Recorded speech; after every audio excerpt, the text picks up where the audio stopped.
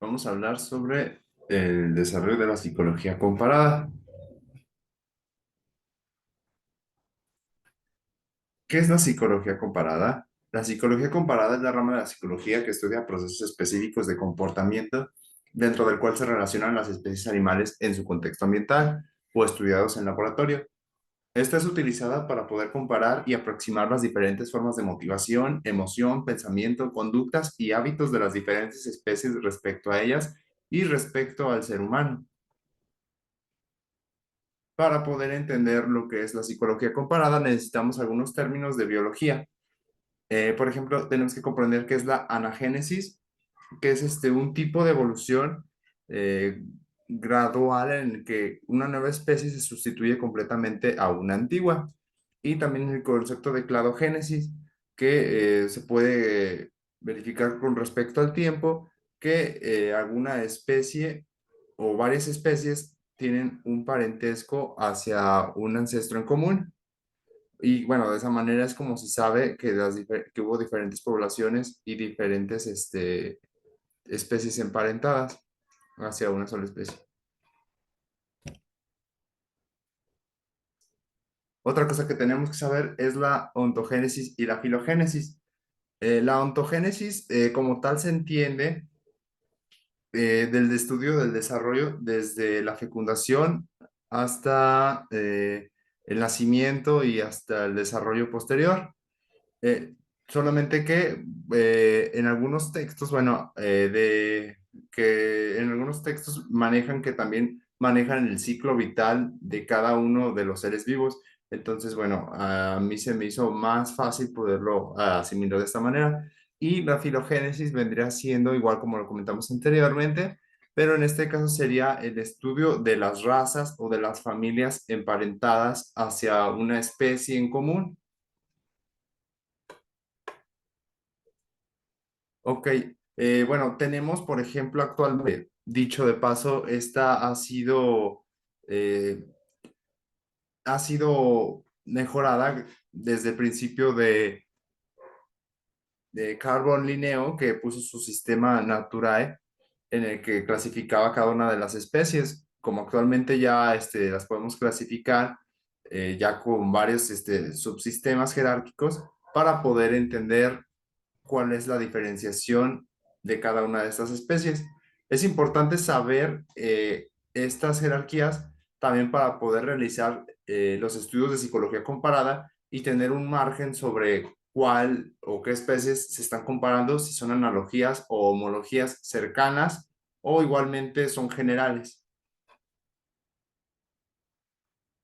¿Cómo surgió la psicología comparada? Bueno, la psicología comparada empezó a mostrar varios estudios en psicología a partir de las obras de Charles Darwin, como puede ser aquí que estas que menciono, en las que menciona cuatro aspectos interesantes: el concepto de evolución y su aplicación a los procesos psicológicos, la psicología comparada como tal, el estudio de las emociones y su expresión en los animales y en los seres humanos, y el estudio etológico del comportamiento infantil.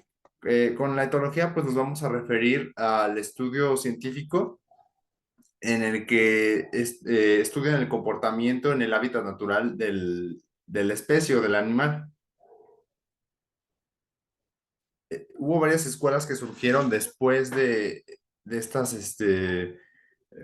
estas obras que hizo Charles Darwin. Entre unas de estas está la escuela anecdotista. Tiene como máxima que los animales tienen conductas inteligentes y se presentan casos anecdóticos, experiencias sobre, sobre comportamientos de animales domésticos y no domésticos. Está la escuela instintivista y reitera el concepto que hay de patrones de conducta que no se aprenden. Quieren decir que son instintivos, o sea, innatos y propios de su especie, y estos se pueden activar bajo estímulos específicos.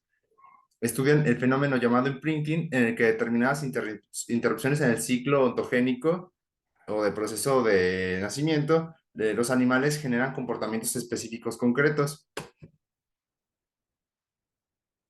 La escuela mecanicista se enfoca en el tropismo, en el que la voluntad y motivaciones de los animales son automáticos o determinados a diferentes estímulos.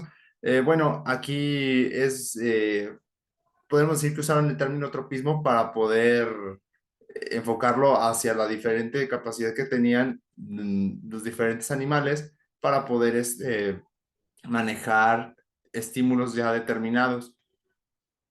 El tropismo heliocéntrico, que es el que manejan las plantas, los girasoles, es el concepto que pudieron abordar para poder poner este concepto de tropismo. Tenemos la escuela experimental, explica la conducta del ser humano a partir de la experimentación de la conducta de los animales. Aquí hay varios ejemplos también. Y bueno, también podemos mencionar a la escuela conductista y a la escuela neoconductista, en la que, bueno, ya a partir de el estudio de la inteligencia, de la motivación, de la inteligencia, empiezan a experimentar directamente con familiares cercanos como son los primates. En este caso, pues podríamos mencionar a Yerkes, que fue el principal fundador de laboratorios de chimpancés. Ok, las diferencias con la etología, bueno, actualmente están muy mezcladas, entonces ambas pueden aprender una de la otra, pero bueno, vamos a mencionar algunas. Por ejemplo, al principio creían los etólogos que había muchas condiciones artificiales al evaluar a los animales en entornos artificiales, como podemos considerar los experimentos de la ley del efecto, por ejemplo, de, de Watson, que diga, la ley del efecto de Thorndike. Entonces, pues por eso quisieron crear una nueva ciencia en la que los estudiara directamente en el medio, pero aún así la psicología, al principio creían que estudiaban nada más los procesos psicológicos superiores y no al medio social o las interacciones o estructuras biológicas. Pero bueno, lo cierto es que realmente las dos estudian esos procesos, pero uno se enfoca más en la parte psicológica y otro más en la parte biológica, pero ambos están intrínsecamente relacionados. Por lo que, bueno, se estudia también bases biológicas, filogenéticas, en el que se estudian generalmente para poder realizar comparaciones entre diferentes animales, diferentes especies, o igual hacer una comparación general. Bueno, por mi parte, creo que ya sería todo lo que tengo que explicar de la exposición. Y bueno, aquí están las referencias. Les agradezco.